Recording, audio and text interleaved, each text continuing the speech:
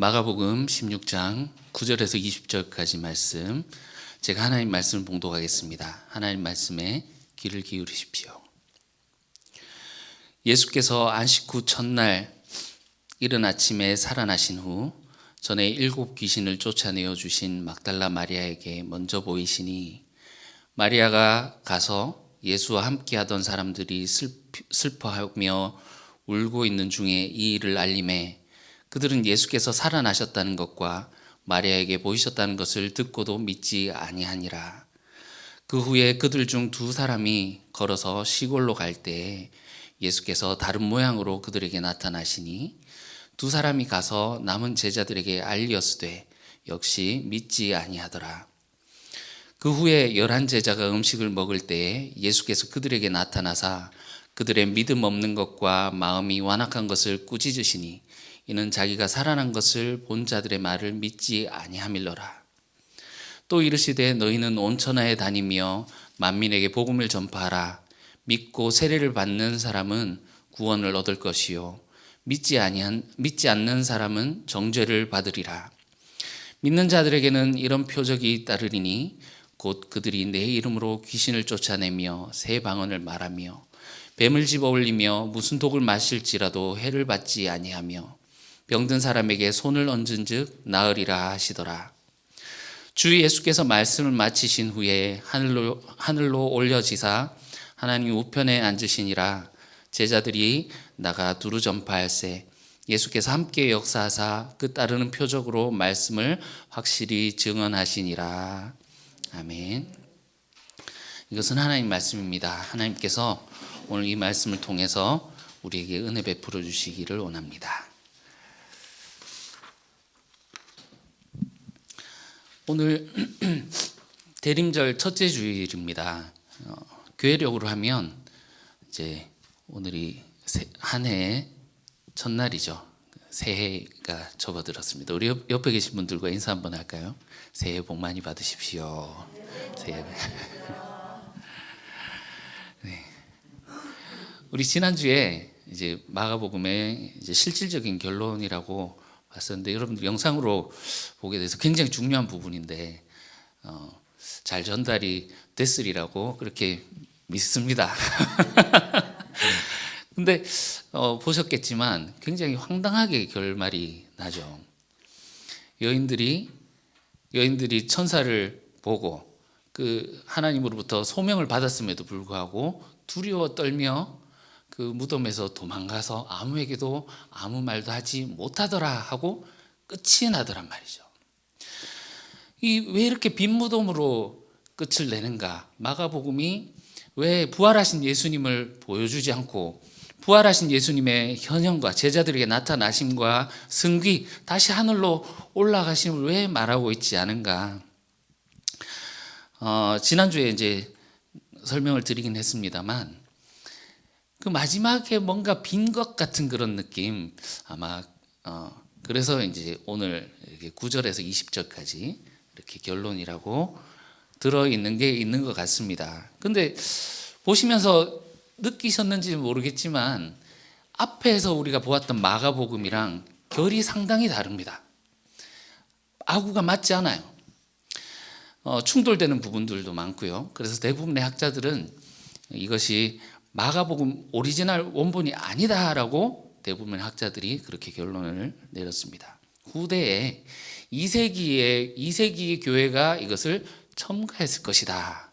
그래서 사실 이게 설교를 할까 말까를 고민하고 여기서 바로 이제 처음으로 돌아갈까도 생각을 했었는데, 우리가 이것을 또 알고 있으면 좋을 것 같다라는 생각이 들었고, 그래서 제가 가지고 있는 주석책들 이렇게 보아도 주석을 아예 안 하고 그냥 생략하고 넘어가 버리는 그런 주석책들도 있고, 주석을 하긴 해도 그냥 대충 이렇게 좀 언급하고 이렇게 넘어가는 것이 대부분입니다.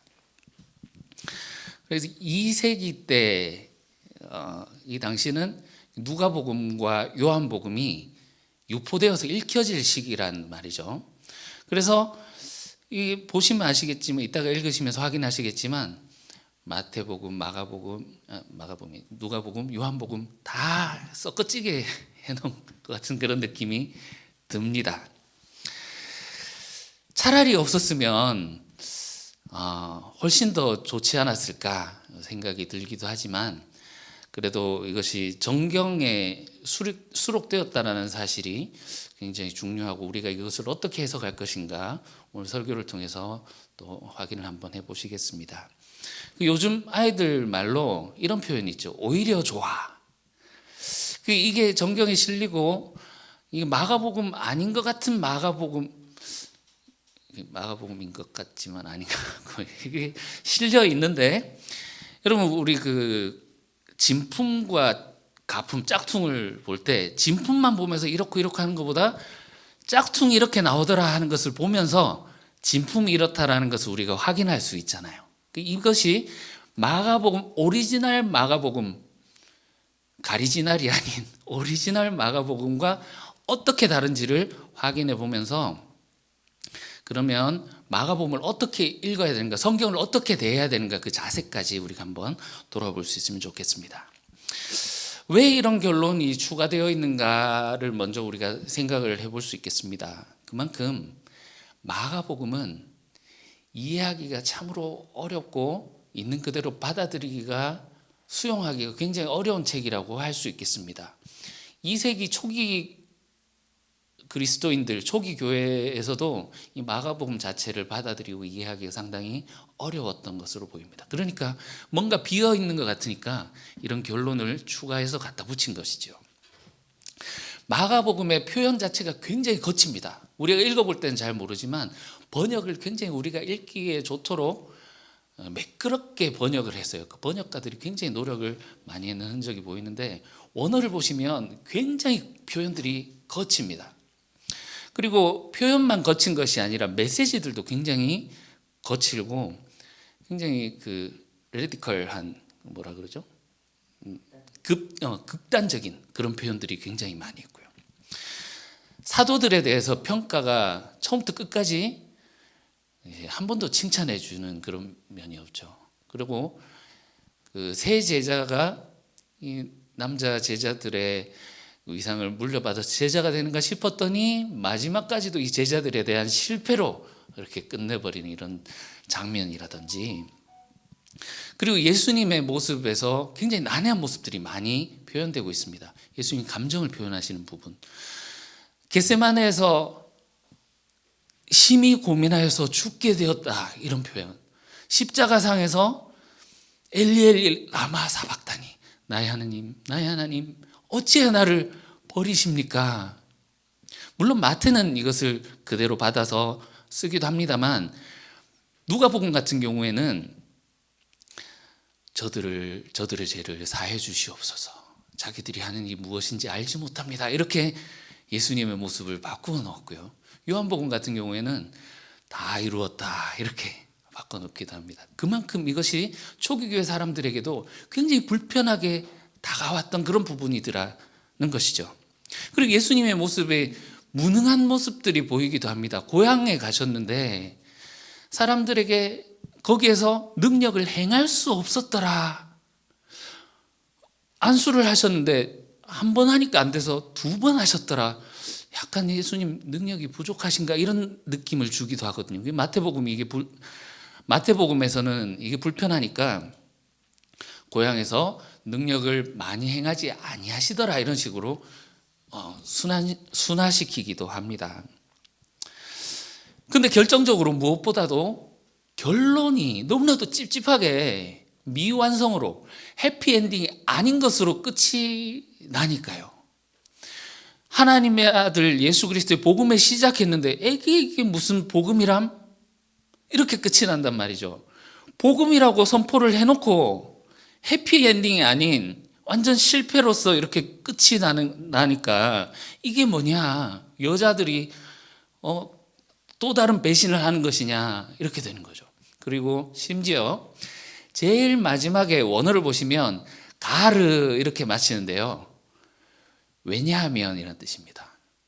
여자들이 아무에게도 아무 말도 하지 못하더라. 왜냐하면 마침표 이렇게 끝이 헐이란 말이 나올 정도로 충격적인 결말로 마가복음은 끝이 납니다. 그러니까 이제 음악 하시는 분은 아실 텐데 노래가 도레미파솔라시 하고 끝이 나는 거예요. 시, 도 가서 딱 마무리가 돼야 되는데 시 하고 왜냐면 하고 딱 끝이 나니까 굉장히 찝찝하고 뭔가 해소되지 않는, 그러니까 후대 사람들이 이런 결론을 9절부터 20절까지 결론을 갖다 놓은 거죠. 체드 마이어스라고 하는 신학자는 이것을 이렇게 표현합니다. 마가복음에 대한 배신이다. 글에 보면 그의 분노가 느껴질 정도로 이 마지막에 있는 이 첨가된 후기 결론에 대해서 굉장히 분노를 합니다. 결론으로서, 오리지널의 결론으로서 16장 8절 여자들이 아무에게 아무 말도 하지 못하더라. 왜냐하면 이게 도대체 어떻게 되는 거지? 우리가 멘붕에 빠지지 않습니까? 남자들이 다 배신하고 여자들이 이제 대체되는 제자로서 이제 이 여인들이 예수님의 십자가와 죽으심과 부활을 목격한 증인으로서 이제 사도들에게 그것을 알려주고 예수님의 하나님 나라 사역이 이제 그들을 통해서 다시 전개되겠구나 기대감에 이제 마지막 부분을 보고 있다가 실패. 왜냐하면 이렇게 끝이 나니까요. 그래서 우리들은 오히려 이제 이 마가복음의 끝을 보고 고민과 혼돈에 빠집니다. 창세기 1장 2절에 태초에 어둠이 있는데 공허하고 혼돈이 있는, 그래서 수면 위에 영이 운행하시는 정말 그런 혼돈의 상태 가운데 그 창세기 1장 2절을 심각하게 우리가 경험을 하게 되는 그런 장면이죠. 어떻게 해야 됩니까? 이제 우리는 이 결론 앞에서 어떻게 해야 됩니까? 근데 보니까 손에 초청장이 하나 달랑 쥐어져 있네요. 주님이 먼저 갈릴리로 가실 것이다. 우리가 갈릴리로 가야 되는 갈릴리행 티켓이 손에 잡혀 있긴 합니다. 이것을 실마리로 잡아서 마가복음이 말하고자 하는 바가 무엇인지 찾아보고 마가복음이 제시하는 대로 우리가 거기로 찾아가서 진짜 마가복음이 말하는 결론으로 우리가 그것을 만나야 되는데, 부활하신 예수님을 만나야 되는데 진정한 결말이 거기에 있을 텐데 9절에서 20절 이 결론을 딱 지어주니까 이 결론으로부터 멘붕에 빠진 이 독자들을 빨리 구해버린 거예요. 너무 빨리 구해버린 거예요. 그러니까 이 결론을 따라가면서 부활하신 주님을 만나고 다시 그 주님이 제시하시는 길을 보고 헌신해야 되는데 이 체드 마이어스라는 학자는 그 헌신으로부터 구해버렸다 이렇게 표현을 합니다. 그러니까 이것이 헐리우드 방식의 구원으로 마무리를 급하게 지어버렸다. 아시죠 여러분? 헐리우드 영화 보면 굉장히 어려움에 처하고 도저히 이거는 할 수 없어요 할 때 영웅이 짜잔 출연하잖아요. 반지의 제왕 보시면 막 수많은 오크들이 쳐들어올 때 이제는 도저히 안 되겠어 할 때 회색의 간달프 머리에서 빛을 쫙 발하면서 와가지고 그 악한 무리들을 쓸어버리는 그런 식의 결말로 마무리했다라면서 굉장히 분노합니다. 이것은 마가복음 안에서 예수님이 제자들에게 말씀하셨던 배신에 대한 바로 그 배신이다라고 지적을 하고 있는 것이죠. 우리가 본문을 살펴보시면서 이것이 어떤 부분이 그러한가 한번 보시겠습니다. 9절. 예수께서 안식 후 첫날 이른 아침에 살아나신 후, 자 우리 16장 2절에서 보셨다시피 그 표현이 똑같죠. 안식 후 첫날 이른 아침에 살아나신 후 했는데 그 원래 원본에는 예수님이 등장하지 않잖아요. 없잖아요. 등장하지 않는데 예수께서 등장하셔서 막달라 마리아, 전에 7 귀신을 쫓아내어 주신 막달라 마리아에게 먼저 보이시는 것으로 예수님을 등장시킵니다. 뭔가 앞에 이야기와 접점이 아구가 맞지 않죠? 여자들이 아무에게 아무 말도 하지 못하더라고 끝이 났는데 예수께서 나타나셔서 그 여자들에게 보이시더라. 근데 이게 요한복음의 결론부거든요. 요한복음 마지막에 보면 막달라 마리아가 먼저 가서 빈 무덤을 확인하고 베드로와 요한이 베드로와 애제자가 거기를 가서 이제 들어갔다 나오는 그런 장면이 나오게 됩니다. 요한복음 결론부의 첫 증인이 막달라 마리아. 이 마리아가 가서 예수와 함께 하던 사람들이 슬퍼하며 울고 있던 중에 이 일을 알림해 그들은 예수께서 살아나셨다는 것과 마리아에게 보이셨다는 것을 듣고도 믿지 아니하니라. 믿지 않더라. 믿음이 없더다. 이게 마가복음에 있는 주제 같죠? 근데 조금 이따 보실게요.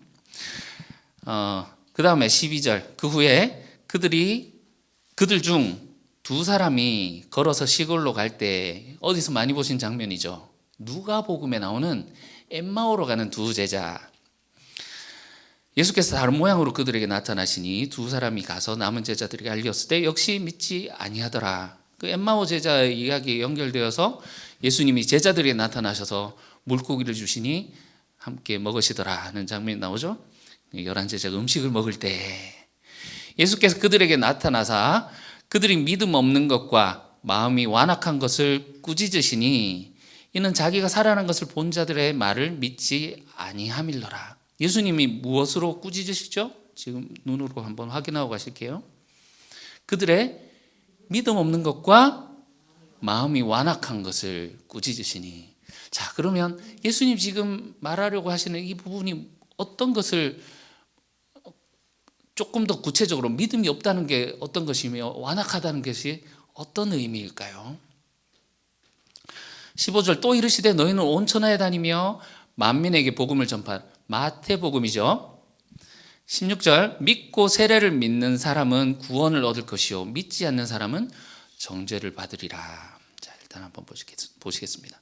여러분 문제점을 혹시 발견하셨습니까? 지금 우리 9절에서 16절을 보셨는데 예수님이 책망하신 이유가 믿음 없는 것과 마음이 완악한 것이라고 했는데 이 안에서 보시면 믿음이 없음, 완악함 이것의 의미가 무엇입니까? 그들에게 예수님이 부활의 소식을 전달했음에도 부활의 소식을 믿지 않음. 내가 살아있는 소식을 왜 안 믿노 이놈의 자식들아. 이런 느낌이죠. 자, 16절에 보시면 구원과 정죄의 구분을 딱 지어놨습니다. 구원받는 사람들과 정죄받는 사람. 어떻게 나누고 있습니까? 어떤 사람이 구원을 받는다고요? 믿고 세례를 받는 사람은 구원을 받지만 정죄를 받는 사람들은 믿지 않는 사람들. 자, 여러분은 이렇게 봤을 때 어떤 느낌이 드십니까? 여러분은 구원을 받으셨습니까? 받지 못하셨습니까?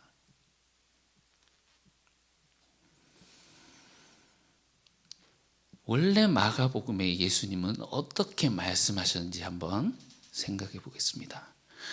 마가복음에서 예수님이 어떻게 해야 구원을 받는다고 하셨는가?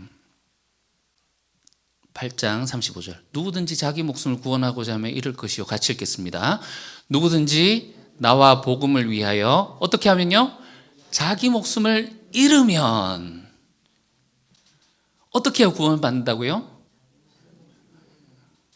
자기 목숨을 내어놓아야 구원을 받는다 말씀하셨죠. 자, 13장 13절 여기는 이제 성도들의 고난 마지막 때에 어떤 일이 있겠습니까 할 때 성도들의 고난 그 중에 예수님 하신 말씀이죠. 또 너에게 내 이름으로 말미암아 모든 사람에게 미움을 받을 것이나 어떤 자는 구원을 받을 것이라고요? 끝까지 견디는 자는 구원을 받을 것이다. 여러분, 우리는 사람들로부터 미움을 받고 있습니까?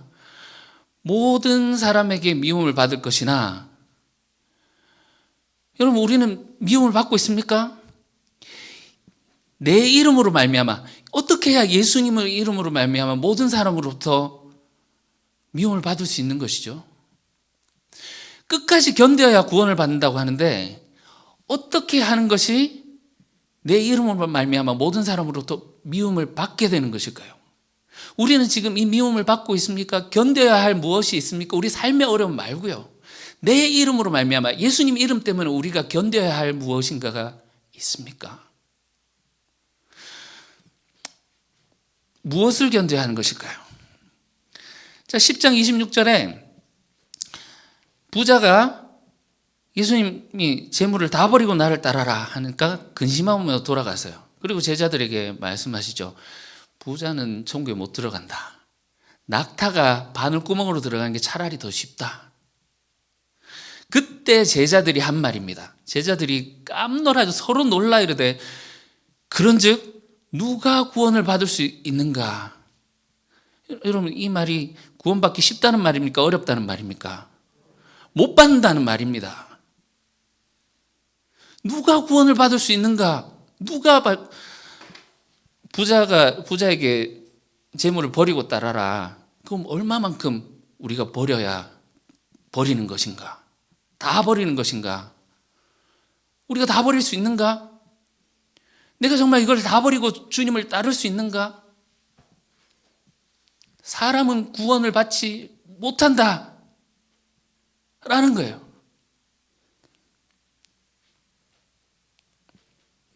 그래서 뒤에 말씀하시죠. 사람으로는 할 수 없으되 하나님으로서는 하실 수 있느니라.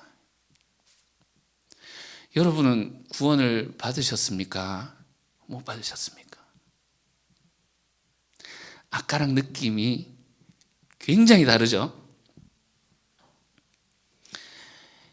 마가복음의 이 구원은 굉장히 난해합니다. 어려운 말씀들입니다. 너무나도 우리에게 어려운 말씀입니다. 우리를 고통과 번민 속으로 밀어넣는 말씀들입니다. 도대체 이 말씀들을 어떻게 얼만큼 지키면서 살아야 되는가? 우리가 이것이 가능한가? 내가 이것을 어떻게 해야 되는가? 주님을 따른다는 것이 무엇인가? 예수님 처음 선포가 무엇이었습니까? 하나님 나라 가까이 왔으니 회개하고 복음을 믿으라 것이었죠. 하나님 나라가 가까이 왔다. 하나님 나라라는 것은 옛 질서, 이 세대의 것이 지나가고 이제 곧 멸망할 것이고 이제 새 질서, 하나님 나라 새 세대가 시작되었다라는 것이죠. 예수님이 제시한 이 새 질서라는 것, 하나님 나라의 질서를 받아들인다는 것은 마가복음 안에서 이 이야기가 인간의 마음으로부터 문제가 마음의 문제라 그랬잖아요. 이 마음의 문제가 옛 질서로부터 벗어나기가 얼마나 어려운가를 처음부터 끝까지 보여주고 있어요. 이것이 얼마나 어렵고 이것이 얼마나 불가능한가, 제자들 중에 한 명도 성공한 자가 없다라는 사실은 이것이 얼마나 어려운지를 보여주고 있는 것입니다.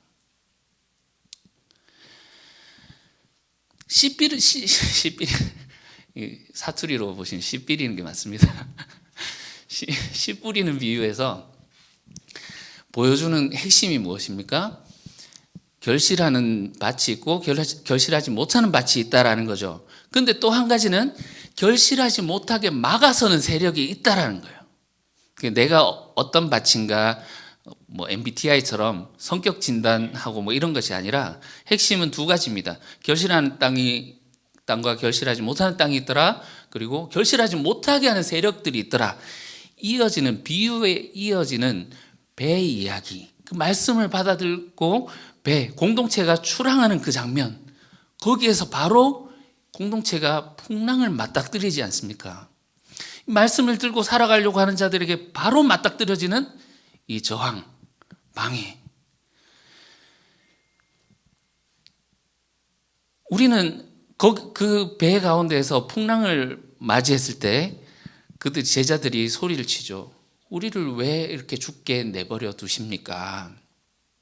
난리를 칩니다.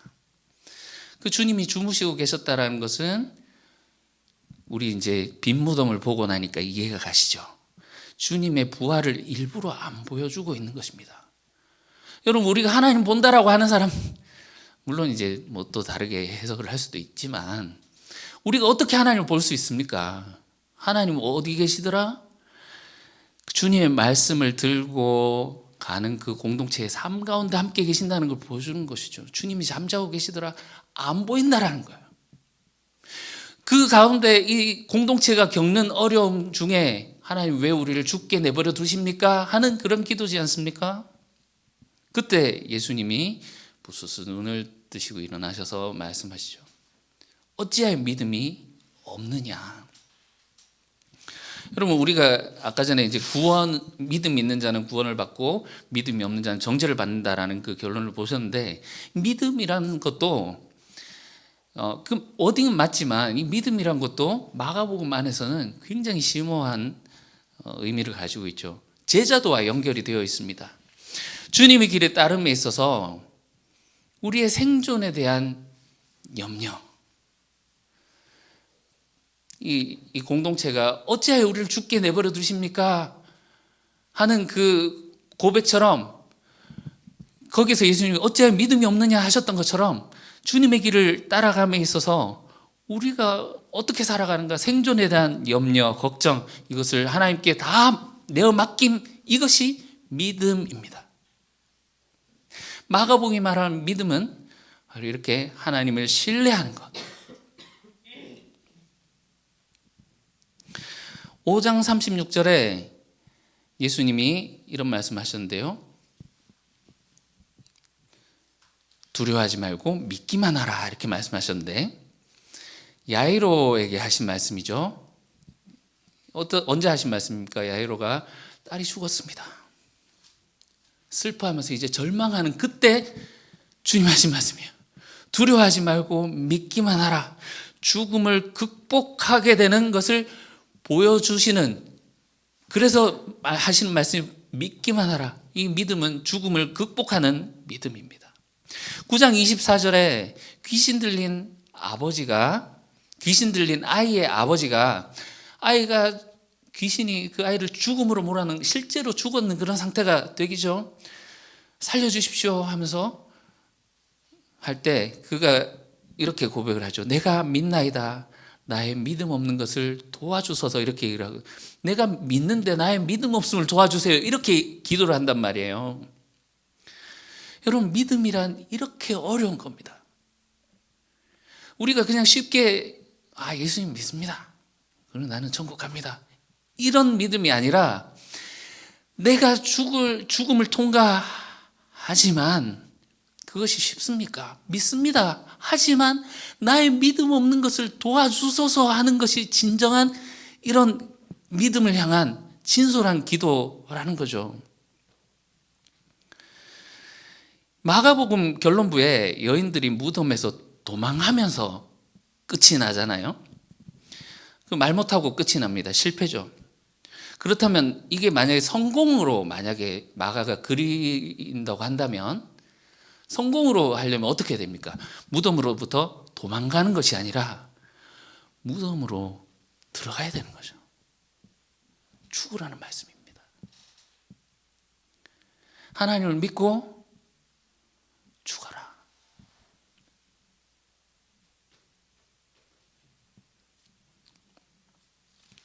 마가복음이 요청하는 믿음은 이렇게 어려운 것입니다. 여러분, 이런 생명을 건 기도 해보셨습니까? 믿음에 관련해서요.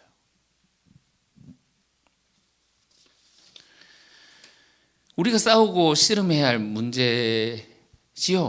이 신앙과 믿음이란 것은 여전히 우리의 삶에서 지속적으로 싸워 나가야 할 문제입니다.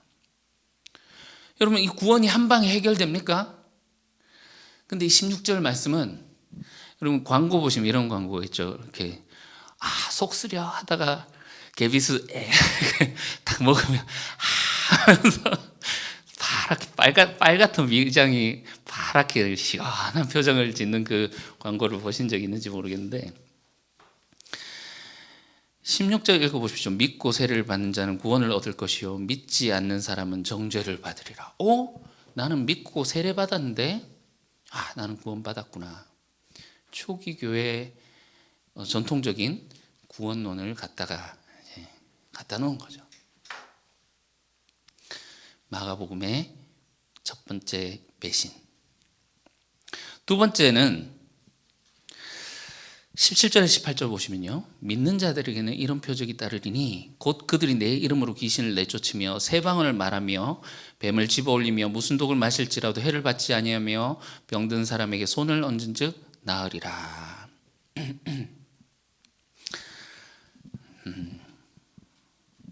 믿음에 대한 표적, 증거가 있는데 기적들을 되살려 놓았어요. 물론 이제 누가복음과 사도행전에서는 사도행전이 있는 이야기입니다.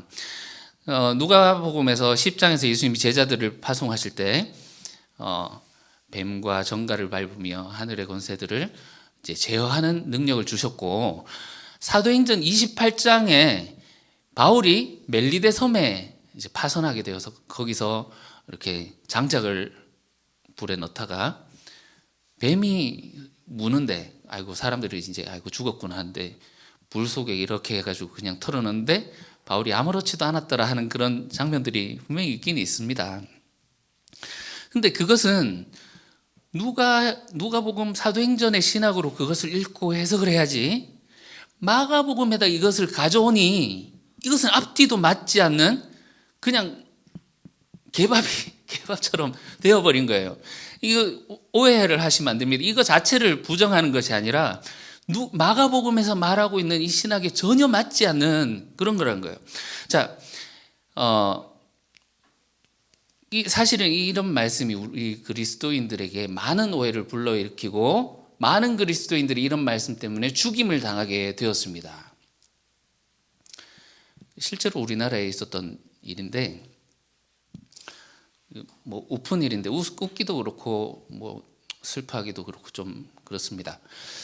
한 교회에서 수련을 했는데, 청년부 수련을 했는데 그날 이제 복귀하는데 비가 와가지고 계곡에 이 물이 범람하고 그래서 고립되었어요. 근데 청년부 회장이 너무 은혜를 받아가지고 무리를 걸을 수 있다고 죽었습니다. 그 믿음, 그 목사님 뭐 하고 계셨을까요? 청년부 회장이 그렇게 무리로 뛰어들 때, 정말 믿음이란 게 무엇인가 우리가 또 생각해 볼 만한 것이 않습니까? 마가복음 예수님은 표적을 금하십니다. 우리 지난번에 한번 설명을 드렸었는데, 이 마가복음이 크게 세 부분으로 나뉘죠. 갈릴리, 길, 예루살렘. 갈릴리에서 길 이야기로 접어들 때 마지막 장면이, 결론이 세 번째 항해 이야기로 끝이 납니다. 그때 또 가져온 것을 잊었다 하고 막 예수님 책망하시는 가운데 바리새인들과 헤롯의 누룩을 주의하라 이렇게 말씀하셨거든요. 그 바로 앞에 바리새인들이 하늘의 표적을 예수님께 요청을 합니다. 당신이 그리스도시라고? 그리스도라면 하늘의 표적을 우리에게 보여주시오. 그럼 믿겠소. 예수님이 표적 안 알려줌. 그냥 이렇게 하시고 하신 말씀. 그러니까 바리새인의 누룩이라는 게 뭡니까? 표적 금지, 없다. 무엇만이 표적이다? 마지막에 예수님 말씀하시거든요. 떡 5개로 5,000명을 먹일 때 몇 바구니 나왔느냐? 떡 7개로 4,000명을 먹일 때 몇 광줄이 남았느냐? 아직도 깨닫지 못하느냐? 여러분, 이제 떡 이야기 하니까 우리 다 보고 나니까 보이시죠? 예수님의 십자가 외에는 표적 없음. 사실상 십자가 아래서 조롱하는 자들이 예수님께 그렇게 표적을 원했습니다. 십자가에서 내려오라,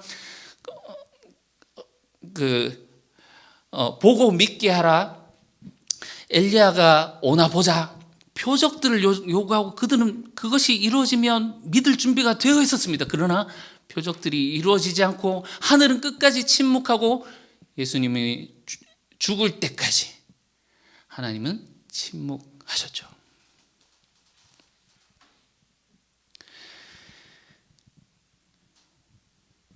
이 떡 이야기로 거기서 끝이 난다는 것이 기적은 십자가 외에는 없다.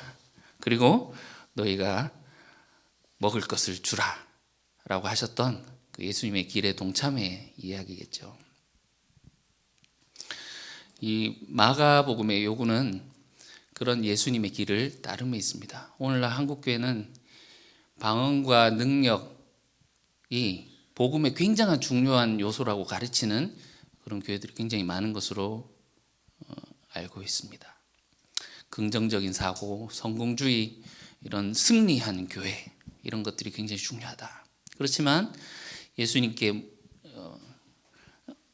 보여주신 이 길은 아무런 기적도 보이지 않는 그런 길이었지 않습니까?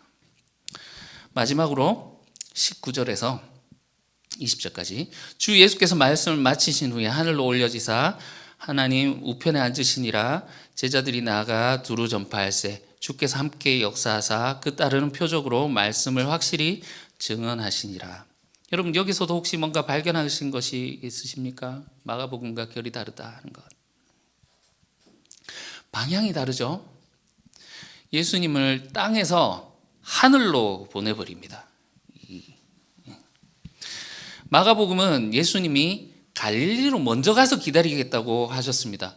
마가복음이 그리고 있는 예수님은 어떤 분입니까? 예수님의 길은 끝나지 않았다. 아직도 끝나지 않았다. 지금도 갈릴리에 앞서서 계신다. 그곳에서 제자를 만나서 하늘에 계신 것이 아닌 바로 그곳에서 제자들과 함께 이 땅에서 하나님 나라를 성취하기 위해서 이끌고 가시고 인도하시는 분이시다. 마치 광야에서 이스라엘 백성들이 인도하셨던 구름 기둥, 불 기둥 같이 말이죠. 지난주에 한 청년이 십자가에 못 박히신 예수를 찾는구나 이렇게 말했습니다. 그러니까 예수를 찾으려면 이렇게 고백을 해야 된다는 말이죠. 십자가에 못 박힌 예수를 찾으라는 말이었죠. 우리가 이 십자가에 못 박히신 예수님을 찾기도 전에, 만나기도 전에 이 결론은 우리를 거기서 드러내고 예수님을 하늘 보좌에 앉혀버립니다. 그럼 어떻게 됩니까? 우리는 하늘에 계신, 물론 이거 자체를 부정하는 건 아니라고 말씀드렸고 오해하지 않으셨으면 좋겠습니다. 하늘에 계신 하나님만 바라보면서 이렇게 바라보는 신앙이 아니라 마가복음이 요구하는 것은 실질적으로 우리의 삶 가운데서 제자의 삶을 살아가는 방향성의 차이가 느껴지시죠?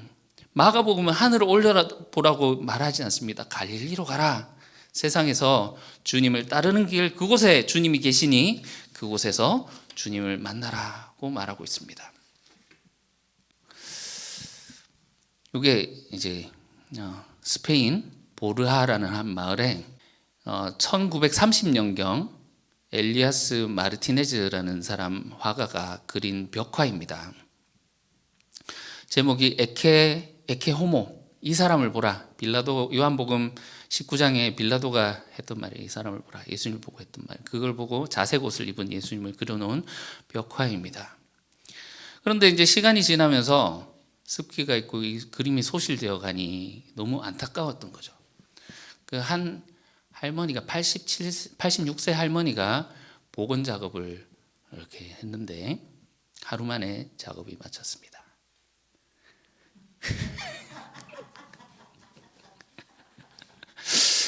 요즘은 이게 명물이 돼가지고 사람들이 그렇게 많이 자, 여러분, 이걸 제가 그림을 보여드린 게 여러분 원본을 보는 것과 이 짝퉁을 보는 것 차이가 얼마나 나는지 화가 와닿으시죠? 이 그림이 이렇게 여러분, 우리가 성경의 말씀 원본 메시지를 그대로 듣는 것이 이렇게나 중요합니다. 그리고 그것이 얼마나 어려운지도 우리가 알아야 합니다. 이 9절에서 20절 이 말씀을 사실상 우리가 공부하지 않는다면 알 수 없는 것이죠. 물론 예수님의 부활과 승귀, 하늘 보좌에 앉으심 맞죠. 그것을 거부하는 것이 아닙니다. 그러나 갈릴리에서 그분이 어떻게 제자들을 이끄시고 나를 따라오라 하시는, 그래서 교회가 그곳에서 주님을 만나서 함께 가야 될지 진정한 마가복음의 메시지를 만나지 못하게 하고 있는 결론이더라는 겁니다. 이 9절에서 20절은 초기 교회의 착각입니다. 덧칠한 거죠. 예수님의 그림에다가. 마가복음의 결론부가 아니라 초기 교회가 마가의 결론이었으면 좋겠다 한 것을 실어 놓은 거예요. 마태, 누가, 요한의 것을 짬뽕해서 말이죠. 이 이야기는 마가복음과 별도로 읽는 것이 좋겠습니다. 성경을 대하는 태도도 우리가 이 본문에서 볼 수 있습니다. 초기 교회의 실수가 무엇입니까? 성경의 권위 위에 자기의 권위로 막 휘둘러서 이것을 이렇게 휘둘러 버리는, 그 성경의 권위 위에 있는 것을 볼 수 있죠. 여러분, 우리가 성경을 읽는 것을 어떻게 배웠습니까? 큐티 여러분 배우셨죠? 뭐 해도 그만 안 해도 그만 뭐 이렇게 하고 계시는지 모르겠지만 가볍게 또는 점치듯이 이 성경을 보기도 합니다.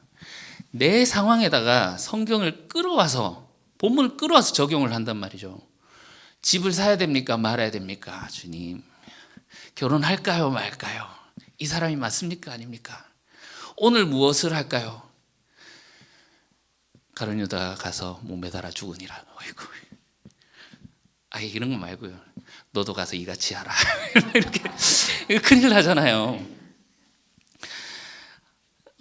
여러분, 성경을 읽는다라는 것은 성경의 권위 아래 우리의 주도권을 내어드리는 것입니다. 성경을 내가 읽는 것이 아니라 성경이 나를 읽도록 내어드리는 것입니다. 마가복음이 말씀하시는 대로 우리의 삶을 그 안에 내어드리는 것이죠. 마가복음의 예수님은 마가복음이 무엇을 말하고 있는가를 통해서 찾을 수 없습니다. 우리가 마가복음을 대할 때는 마가복음이 우리에게 무엇을 요구하는가로 접근을 해야 됩니다. 예수님이 체포당하실 때 함께 가자 이렇게 말씀하시죠. 이게 갈릴리를 준비하는 그런 말씀이죠. 우리 마지막으로 마가복음 1장 1절을 보시고 1장 2절을 보시고 마치겠습니다. 1장 2절. 보라, 내가 내 사자를 내 앞에 보내노니 그가 내 길을 준비하리라. 여기 나는 누구입니까? 하나님이죠. 하나님이 내 사자는 누구입니까? 세례요한이죠. 내 길을 준비하리라. 여기 너는 누구입니까? 예수님이죠. 그런데 이제 다시 갈릴리로 보내셨습니다. 이 말씀이 어떻게 변하는지 보십시오. 하나님이 내 사자를, 누굽니까? 예수님이죠. 내 앞에 보내노니 누구입니까? 제자들, 우리들입니다. 14절 보세요. 요한이 잡힌 후 예수께서 갈릴리에 오셔서 하나님의 복음을 전파하여 이르시되, 요한이 잡힌 후 예수님이 하나님 나라 복음을 전파하셨습니다. 이제 예수님이 잡히고 넘겨지신 후에 누가요? 제자들, 우리들이요. 하나님의 복음을 전파하고 주님을 전파하고 그 뒤에 주님이 나를 따라오라 하는 말씀을 듣게 될 것입니다. 함께 가자, 십자가로 함께 가자 하시는 그 주님의 말씀, 그 주님의 말씀에 순종하여서 이 마가복음이 우리에게 말씀하시는 대로 살아가며 주님의 참된 결실을 맺게 되는 저와 여러분들이 되시기를 주님의 이름으로 축원합니다. 기도하겠습니다. 사랑하는 주님, 우리에게 친히 말씀하십니다. 내가 먼저 갈릴리로 가겠다. 그곳에서 주님을 만날 수 있다라고 하시오니 주님, 우리가 주님을 믿게 하소서. 믿음 없는 것을 도와주소서. 주님과 함께 동행하는 저희들 되게 도와주시옵소서. 예수님의 이름으로 기도합니다. 아멘.